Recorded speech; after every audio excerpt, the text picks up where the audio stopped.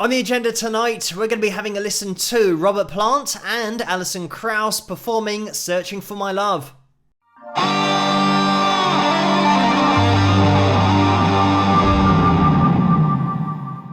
Hello, Phil here from Wings of Pegasus and welcome to another analysis video. If you enjoy this video, please give it a thumbs up and subscribe. So this one came in, this request for an investigation into whether auto-tune or pitch correction is being used in the following performance. So we're going to take a look at it, have a listen to the isolated vocal, get the pitch graph up on screen as well and see what we can see. So we'll jump straight into it, and to begin with we're going to listen to the full band sound to see if you can spot something at the beginning. And Robert Plant is laughing about something that he mentioned before starting the song, but you guys can click on the link in the description below for this performance, and there'll be another performance as well that I referenced that'll be down there to watch it without me interrupting it. But let's get into it. Okay.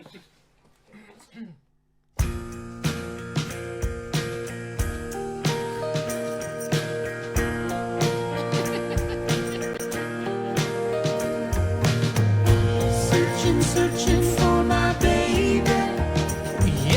And did everybody or anybody notice it? At the beginning of this performance, you can see that we've got a great sound here with the mix, and this is something that straight away you think, wow, this has been mixed really well. This video, by the way, is coming from the NPR Music YouTube channel, and you can see it actually at the bottom right, the logo behind the pitch graph. But what we've got at the beginning of this song, as I said, great sound, but if we watch the drummer,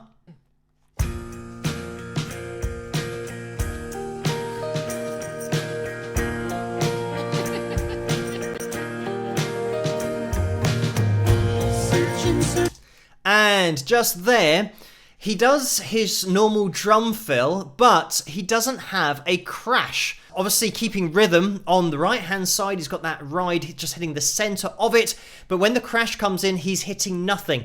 So we know that this is a backing track and they're not playing their instruments live in this particular performance. That's the kind of thing that raises your suspicions straight away. So we know that the backing isn't live, not being played, but you then start to think, well, is this a mimed performance? But we can hear Allison's laugh on the microphone, so we know that what we're hearing at the moment vocally is what happened.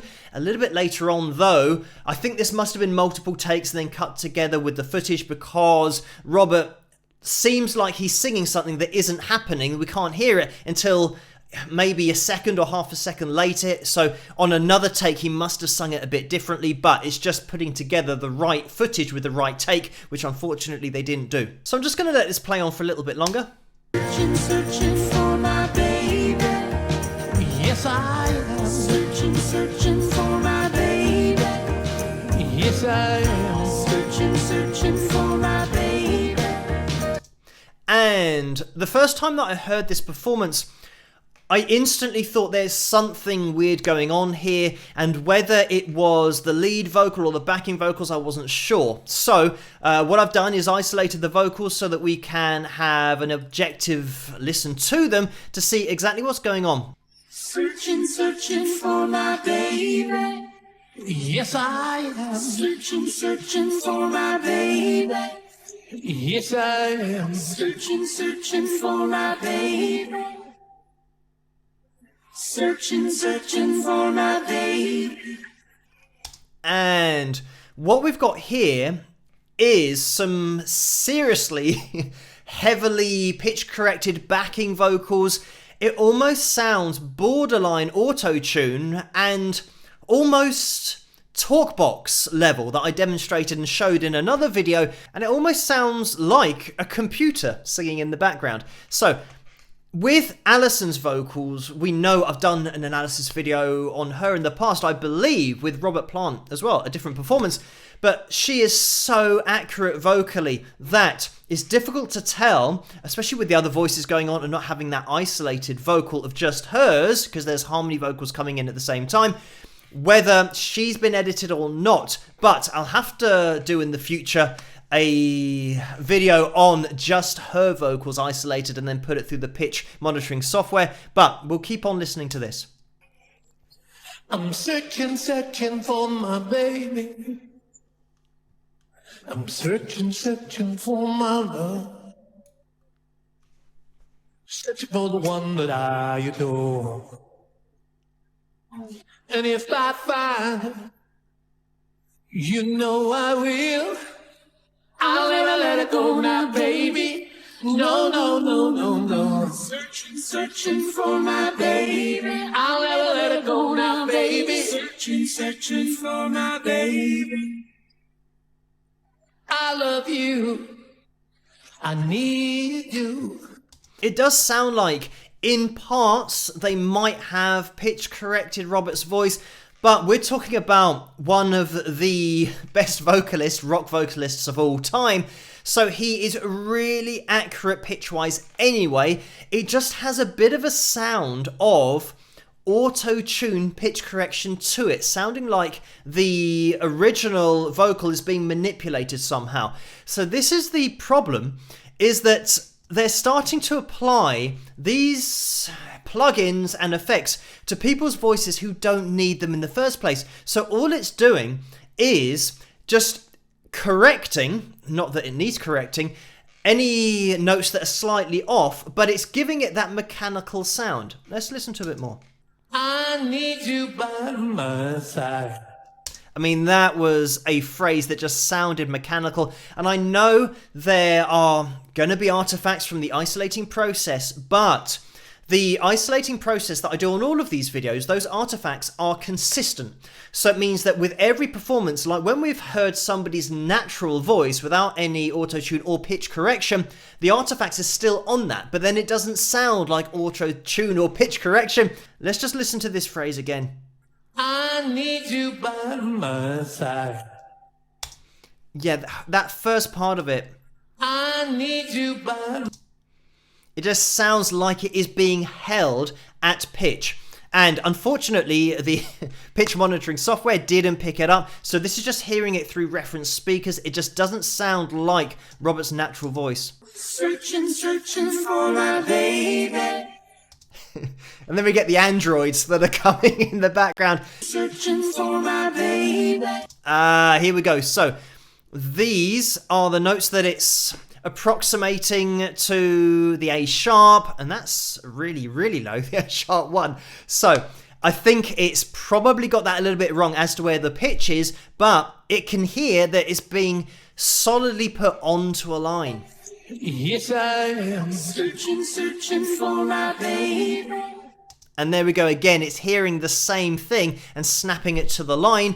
It's not snapping it to the line. What it's hearing has been snapped to a line, meaning that it's been corrected or auto-tuned and forced to be at that particular pitch dead on. I've just moved it forward a little bit so that we can have a look at Robert's voice and his vibrato. And this is the reason why I think this is pitch corrected rather than auto-tuned, because he's got a wide vibrato and has such an expressive voice. So it is a bit of a shame that it's sounding a little bit too mechanical for my liking in this performance.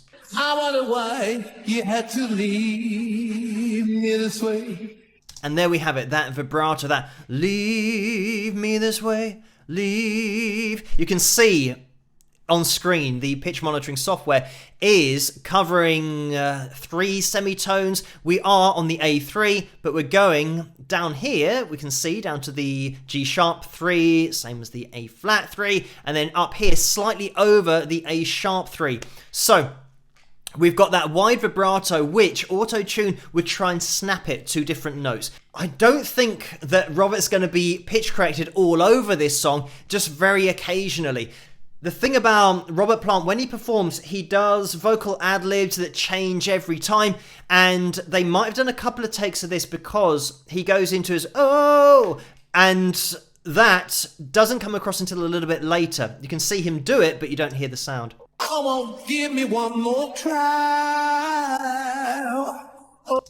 So he starts the, and then we hear the, oh, it comes in a little bit late. So they've probably done a couple of takes here, and this was the video for the other take, but on the previous take, he came in earlier with the, oh, which I've seen him do in other performances. So it's just a bad choice between the takes. It's just been edited a little bit incorrectly by whoever put the video together. Oh, Searching, baby. Searching for my baby. Searching for my love. Searching for my baby. Anyway, I can't get over those backing vocals. Just to throw in there as well, we know that the backing is pre-recorded because of the drummer hitting a non-existent crash.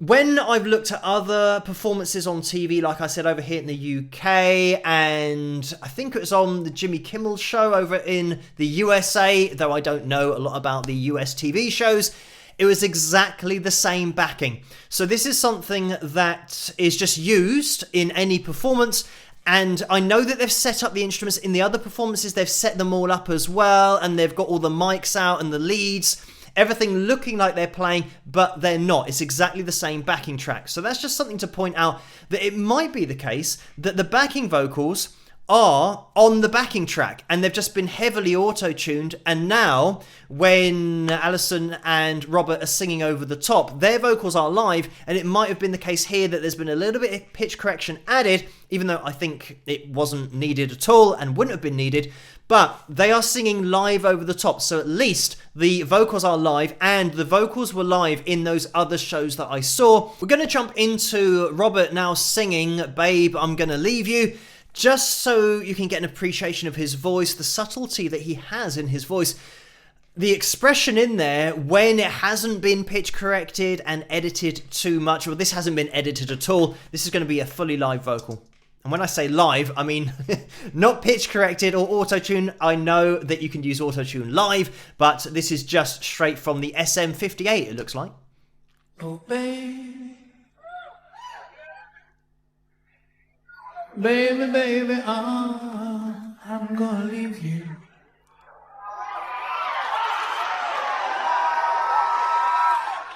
Baby. Great expression in that. The way that he uses air within his voice, and look at the way that we descend through the B3 and then get a subtle vibrato, just total control. We've got the crowd noise in there as well, because the isolating software is just isolating any voice or voices that it can hear. Let's get back into it. Oh, you know I've really got to leave you. And there's going to be a link to this performance in the description below, so click on that link, because when you're listening to his voice in the context of the performance, this all sounds bang on. It sounds pitch perfect to the ear, but if we're looking at the tuning here, he was going for that B3 and then going and rising up to that C4, but you can see that actually he's mostly between the notes here.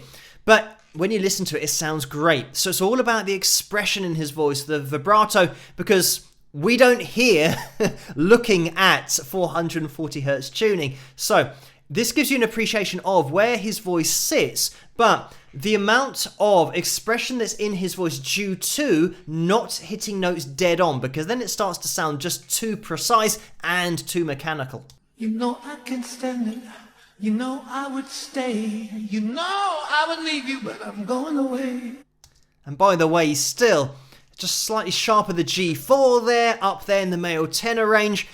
He's got one of those voices that even when he's in his lower range, it is so distinctive. His tone, his vibrato, the way that he throws together these notes, and you will see him be really accurate pitch-wise. But again, if we're just judging this from 440 hertz tuning, you would say, well, he was flat on that A3, and yeah, he was sharp at the G4. But this is the point that his voice is allowed to do this. Even the point where he just threw his voice up really high, not even aiming for a note, but that was the expression of the vocal. That's all tied in with the lyrical content of the song. Let's have a listen to it again.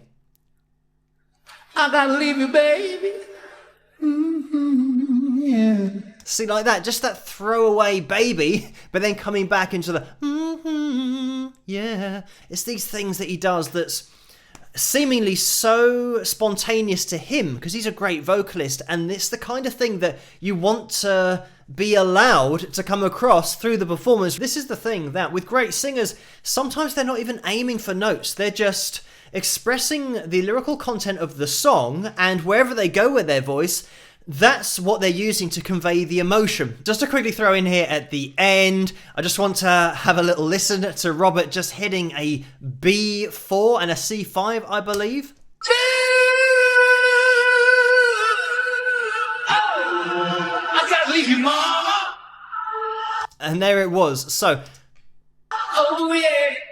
you can see here that is picking up the instruments. You might be able to hear that in the background. So of course, when it hears an instrument, we start to get that auto-tune look. So, I mean, that is basically what auto-tune's doing. It's turning the voice into an instrument like a piano, as I've mentioned before. But when we're looking at the vocals, you get this kind of thing. So we are descending from, I mean, the C5 just ridiculously up there in the male tenor range, actually above, as I always say. It's described as ending at A4, but counter tenor range. The C5 descending to the B4. So we're still way up there, and he's still going for it on these notes. He's not backing out of them. So just such an amazing vocalist still having this range. So when we flip back to the previous performance, we can see that here on the pitch graph, things are conforming a lot more to 440 Hertz tuning. So this is why I think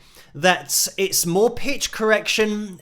Robert's voice wouldn't work well with auto-tune because of his vibrato, but it's interesting in how you can hear the difference between the backing vocals and then those lead vocals. So I think we've got two different things going on. The backing vocals really heavily auto-tuned. Robert's not the kind of guy that needs any kind of correction or editing to his vocal from a pitch perspective. So it is a bit of a shame if they are using it. It's a shame that they've even used it on the backing vocals. Just give me natural vocals all the time, because it just makes such a difference. Just before we finish, I'm going to play a little bit of the audio from Gone Gone Gone, which was the performance from the Grammys, I believe. And I'm not going to have the video up on screen, but this was 2009. But I just want you guys to listen to the audio. And again, this is Allison and Robert singing together, to just hear the difference between, yeah, live vocals and those that are just a little bit too perfect. Gone, gone, gone.